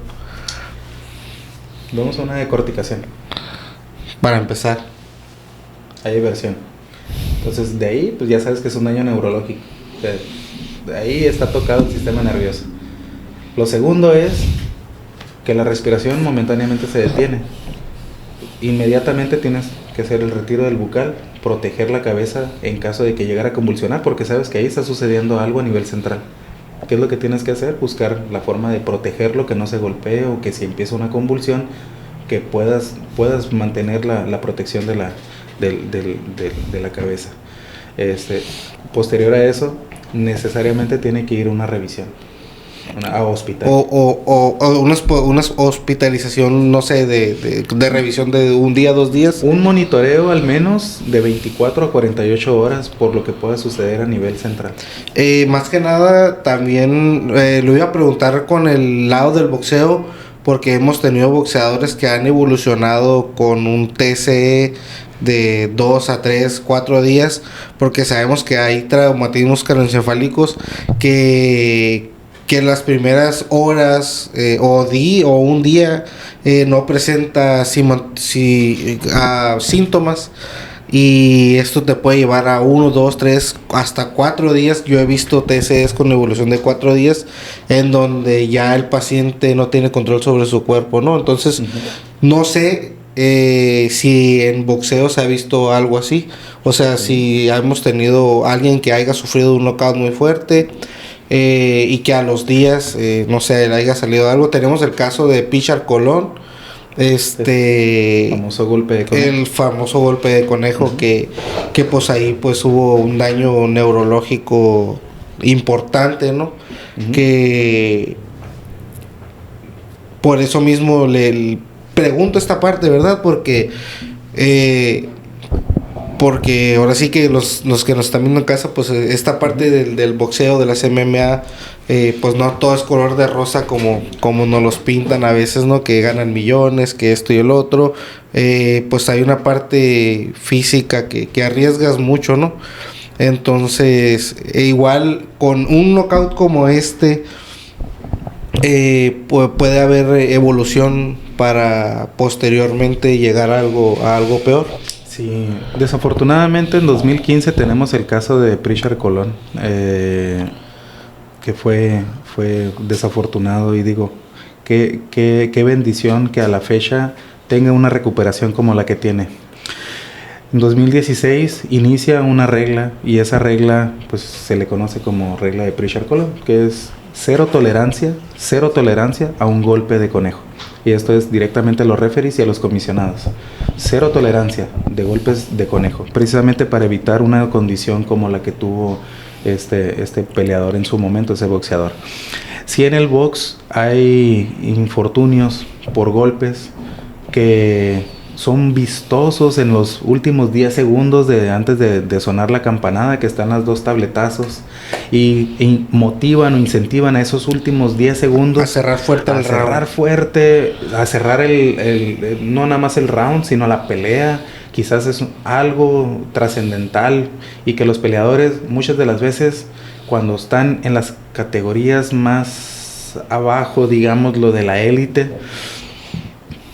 van buscando ser vistosos, y pues ahí se exponen a ser noqueados, porque ya después del cansancio, aunque sean 10 rounds, hay un cansancio extremo en el que pues lejos de verse vistosos, pues están vulnerables, y puede ser ese famoso golpe de suerte que los pueda llevar pues a un knockout efectivo. Así es, doctor. Entonces, ¿la regla aplica únicamente para boxeo? Pues en MMA es un poquito más difícil, ¿no? Esta es propuesta por el Consejo Mundial de Boxeo. Es sí para boxeo más reconocido. En artes marciales mixtas pues está la reglamentación específica, ¿no? del deporte. Los golpes, tanto codos en esa área de la nuca, pues están prohibidos.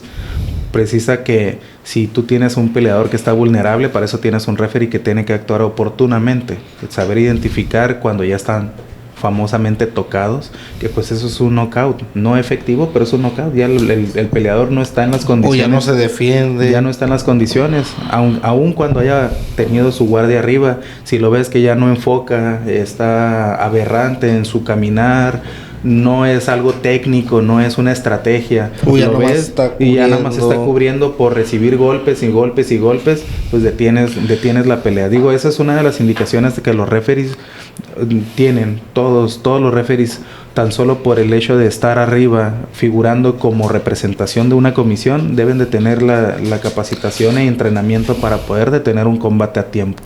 Por ejemplo, en el caso de Prichard, él bajó caminando del ring, él llegó al camerino, y él empezó con los síntomas, las afectaciones comunes de un traumatismo craneoencefálico, pero fue más rápido de lo normal, digámoslo así. Empezó con vómito en proyectil, empezó con debilidad. Datos característicos de un TC. ¿Alguna vez, doctor, usted ha tenido que parar una pelea en la que el peleador quería seguir peleando, pero usted entró y detuvo la pelea, ya sea box o MMA? Me tocó hacer el detenimiento de una pelea en box, pero esto fue más por un corte supraorbital que definitivamente estaba con un sangrado muy profuso. ¿Un corte? Sí, un corte. Ya estaba casi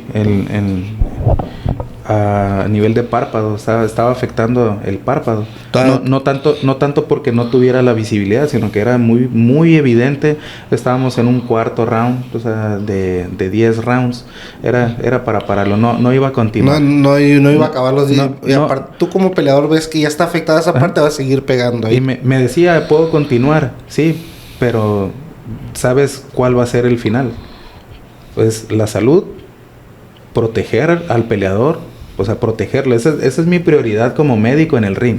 Proteger al peleador de que exista una condición en la que pueda peligrar no nada más la vista, el ojo propiamente, el órgano que pueda hacer afecto, que pierda su vista, que puede perder su ego, pero su vista no, o que ponga en peligro su vida como tal.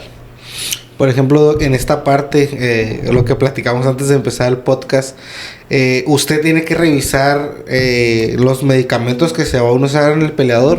Que a ver, ¿qué medicamentos se pueden utilizar tú como esquina o como Cutman para atender a tu boxeador? Que yo tenga entendido únicamente es adrenalina.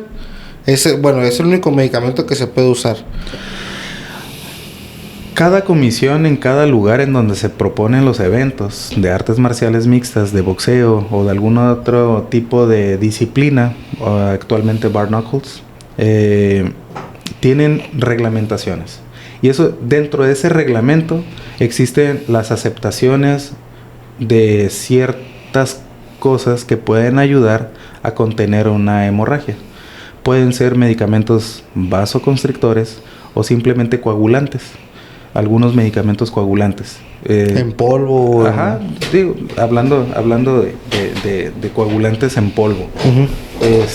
Hay otros, por ejemplo, ácido tranexámico, que es lo más actual que me ha tocado escuchar y leer acerca de la mezcla, ¿no? Como actualmente lo tienen por uso costumbre el mezclar la adrenalina con vaselina para poder hacer ciertas acciones para parar un sangrado, ¿no? Una herida que esté con una hemorragia profusa, que la pueden detener momentáneamente. Sin embargo, pues tiene afectaciones secundarias, que sería una taquicardia, por ejemplo.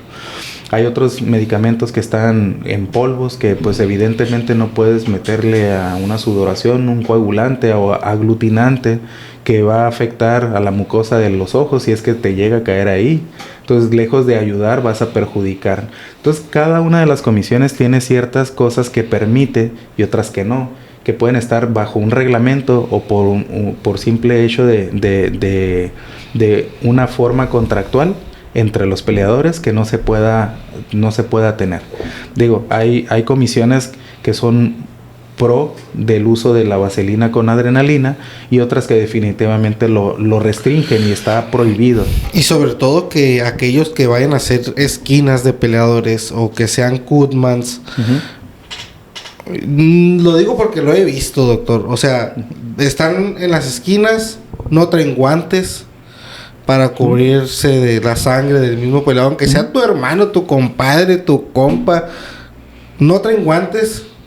Se ponen el hisopo con sangre en el hocico.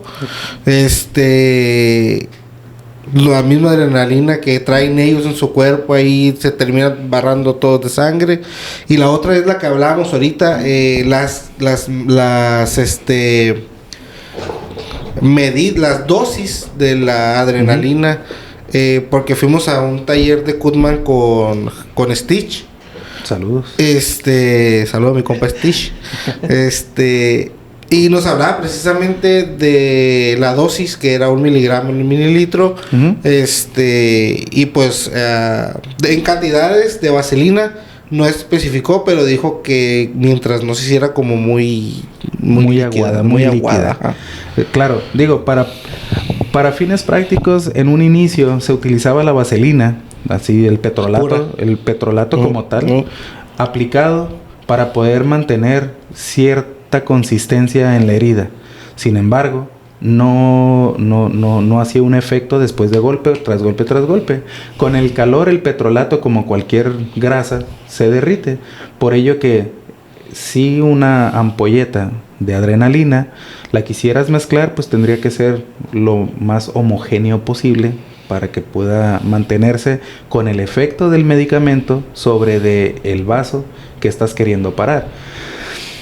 No existe una relación específica, pero digo, me ha tocado presenciar algunos momentos y vistos en televisión en donde truenan 3, 4, 5, 6, 7 ampolletas, 10 ampolletas en un tarro pequeño de vaselina.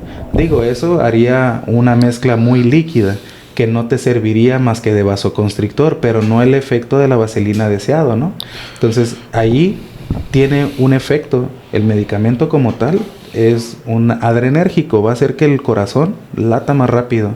Por lo tanto, vas a tener un peleador que con la fatiga del combate y con la aceleración por el esfuerzo físico, naturalmente por su presión más alta y su latido cardíaco un poco más acelerado por el hecho del combate, lo vas a taquicardizar más. O sea, vas a hacer que su corazón lata más rápido todavía con esa cantidad de adrenalina puesta. O sea que ahí, digamos, lo que yo le pregunté, doctor, perdón, antes de que empezáramos a grabar, si la adrenalina como tal podría entrar al torrente sanguíneo, aunque sea por una herida, párpado, no sé, cigomático, que al momento de nosotros embarrar la vaselina, entraba al torrente sanguíneo como tal. O sea, sí entra y sí tiene su efecto como tal, taquicardia. Ahora imaginemos esto que usted nos dijo, que nos contó, que reventó muchas ámpulas y las echó. O sea, eso puede crear mayor efecto, hablemos de circulatorio en el paciente, no sé, hablando del corazón. Sí, va a incrementar los latidos cardíacos.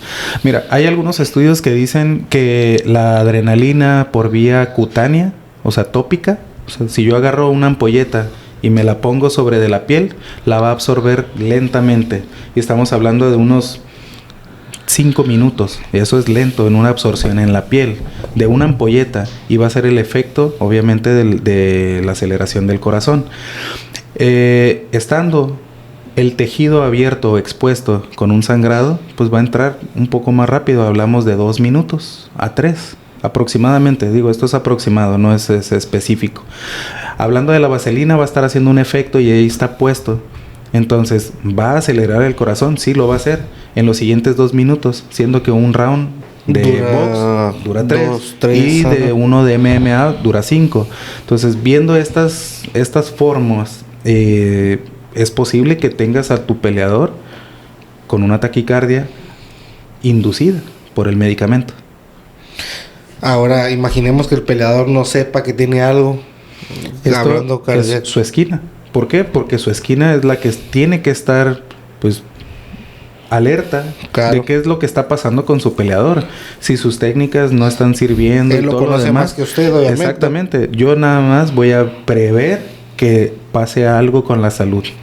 Ahora bien, algo importante que dijiste acerca de las esquinas. Cada comisión, en cada evento donde se sanciona un evento, la comisión es la encargada, es la máxima autoridad ahí en ese momento de decidir cómo y qué es lo que permite y lo que no permite en cada esquina. Cada persona auxiliar, nosotros por un reglamento decimos que tenemos auxiliares second, auxiliares de esquina, y ellos tienen por reglamento que no está permitido que puedan opinar sobre la técnica, no pueden gritar sobre del peleador para darle indicaciones, aún sea alguien muy cercano. Digo, por reglamento está, y cuando se le otorga una licencia a alguno de ellos, se les explica esas cuestiones.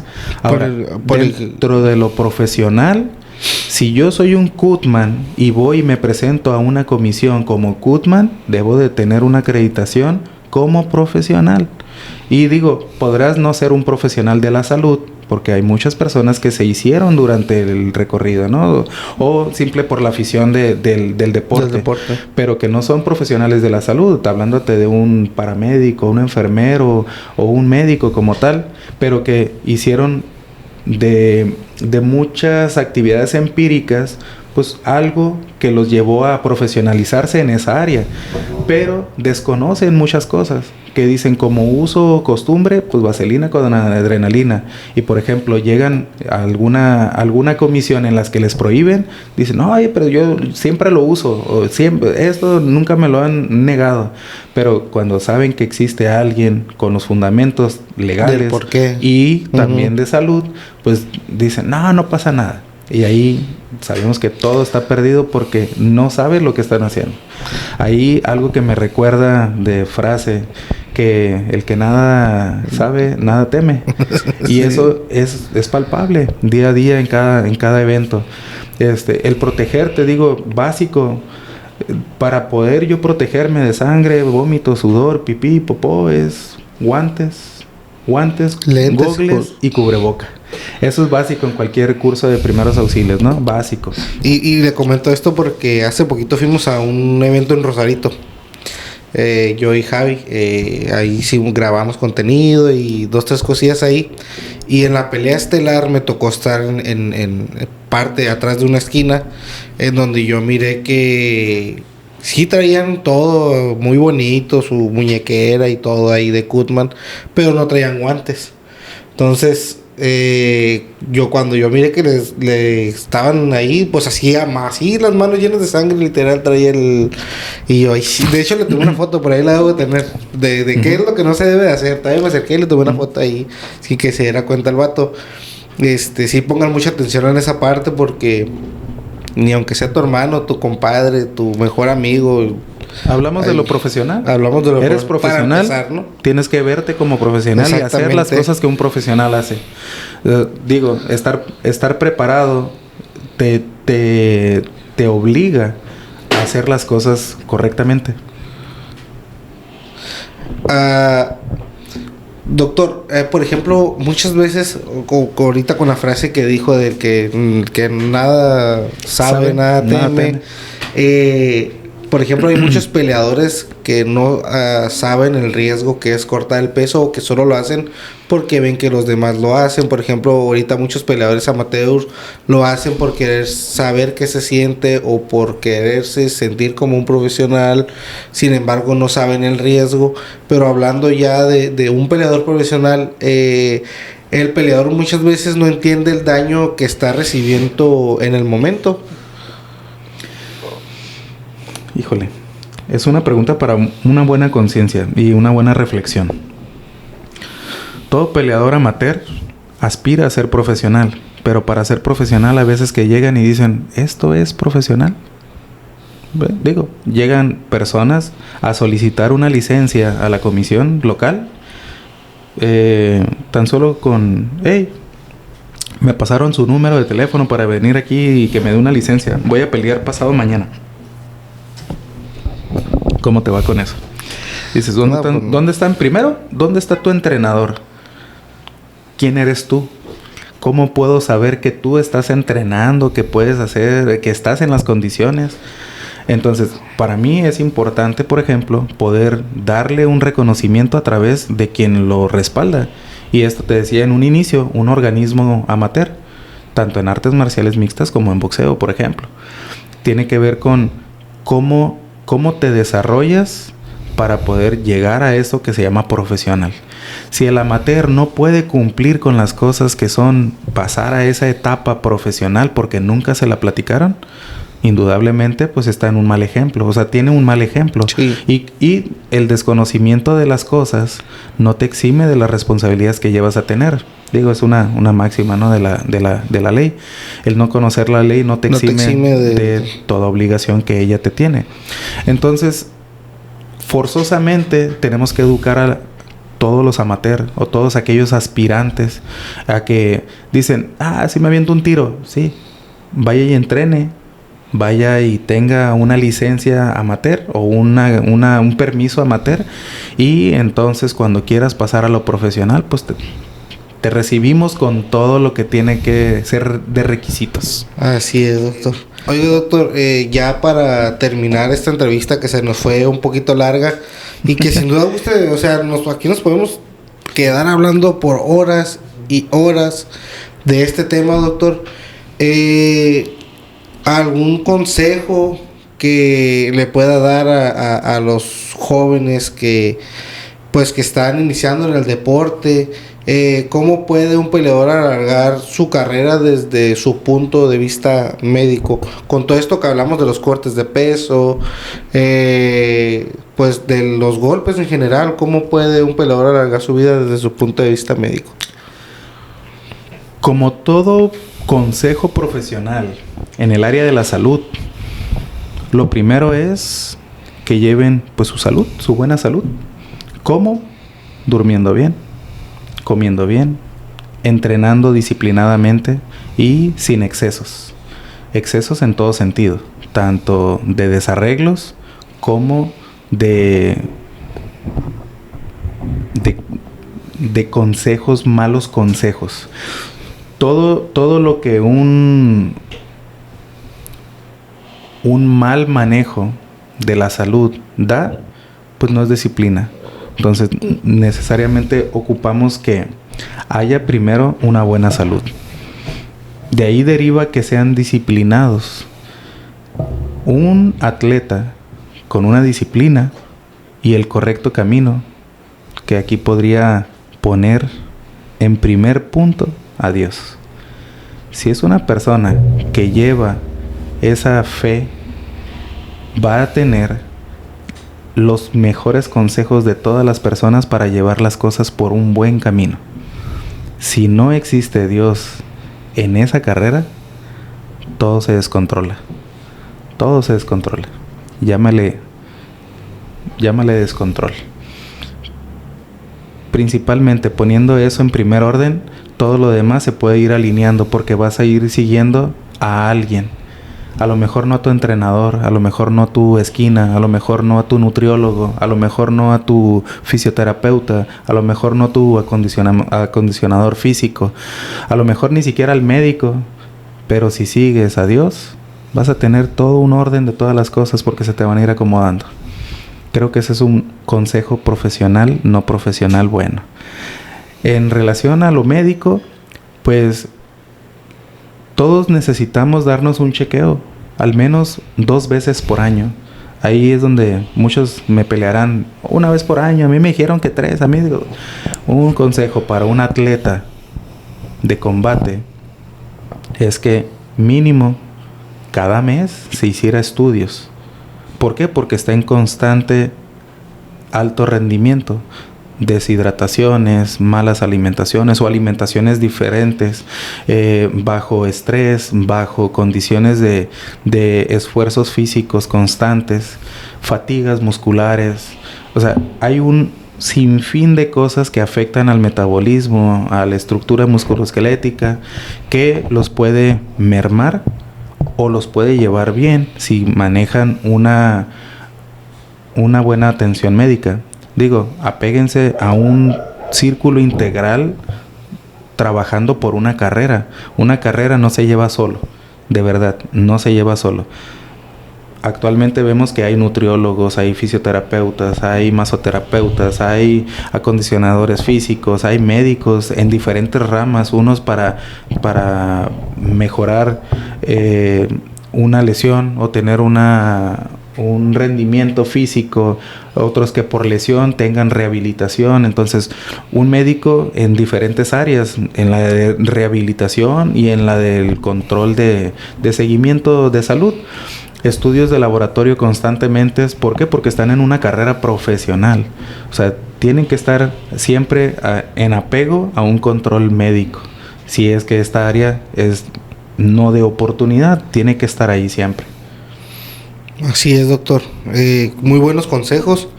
Yo por lo mínimo cada 3 meses, por mi trabajo y por algunas condiciones de salud que tengo, cada 3 meses me realizo el electrocardiograma y un SMAC 33. Para mi familia a veces es muy, ¿cómo se dice?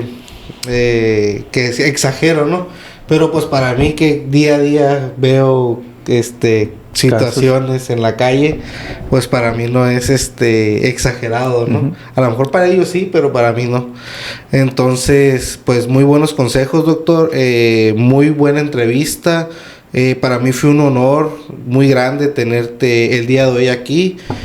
Más allá de la amistad que hemos tenido a lo largo de este poco tiempo que tengo en conocerlo, pues es un gran ser humano, una excelente persona y un excelente profesional, doctor. Pues para mí fue un gusto, un placer. Yo creo que lo vamos a andar trayendo aquí para otros temas, porque sin duda alguna pues nos hubiéramos podido amanecer hablando aquí. Algo que quiera decir, doctor, antes de que terminemos con este podcast. Agradecerte, Arnold, tus palabras, gracias. Agradecer a Dios que nos permite estar aquí, que podemos a través de tu plataforma el comunicar las condiciones en las que uno se esfuerza por ser mejor cada día, en el tener un buen consejo.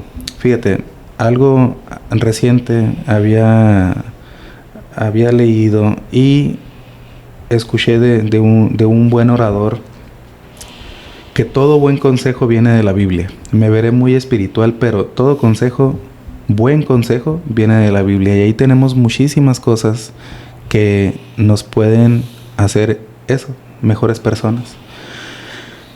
Para el cuidado de todo, principalmente la salud, es pues importante tener conciencia y reflexión que somos seres humanos y que, como lo acabas de decir hace un momento, podemos estar ahorita platicando y quizás mañana, no sé, puede que no.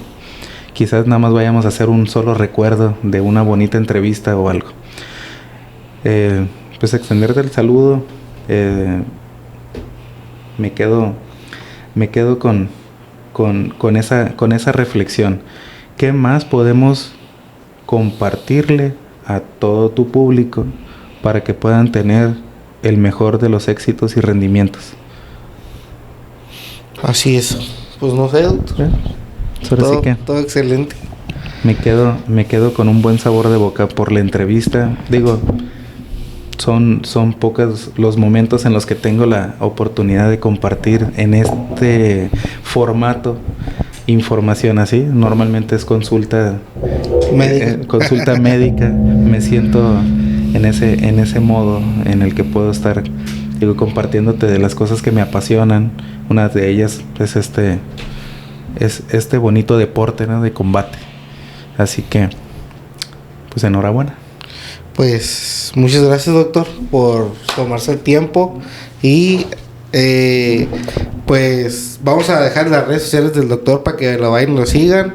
Quien quiera una consulta y todo ahí, si van de parte del podcast no les va a hacer descuento, pero se va a sentir chido que le digan que van de parte del podcast. Y pues recuerden seguirnos en todas nuestras plataformas de audio. Ya estamos por ahí en Spotify. Vamos a continuar subiendo el contenido a YouTube y a Facebook, porque ya mucha gente ya me dice que hey, pues súbelo a YouTube otra vez, porque ya no estábamos engranando ahí mucho en el Facebook. Pero pues ya vamos a empezar a subir contenido a YouTube, plataformas de audio y Facebook. Y recuerden seguir la página de Chacal MX y One More Fight. Esto ha sido todo por el video del día de hoy. Nos vemos en un próximo video de su podcast One More Fight.